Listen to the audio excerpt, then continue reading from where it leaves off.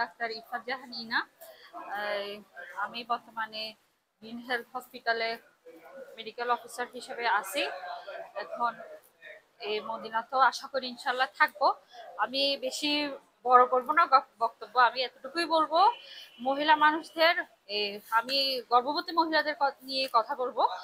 এই অন্তত গর্ভবতী অবস্থায় 3 মাস, 6 মাস, 9 মাস অন্তত 3-4টা চেক আপে আসা দরকার। আর আমরা যতটুকু পারি রুগীদের পর্যাপ্ত পরিমাণ মানে ভালো সেবা দেওয়ার চেষ্টা করব। যতটুকু পারি, যতটুকু বাচ্চা মা সুস্থ থাকবে ততটুকু নর্মাল ডেলিভারির জন্য যথেষ্ট চেষ্টা করব। আল্লাহ না করুক যদি কোনো কিছু না হয় তাহলে আমরা সর্বোচ্চ নর্মালের চেষ্টা করব। সিজারের প্রতি আমরা তো কোনো করব না। আপনারা গ্রিন হেলথকে যেরকম করছেন, মদিনা হেলথ কমপ্লেক্সকেও এভাবে পাশে থাকবেন।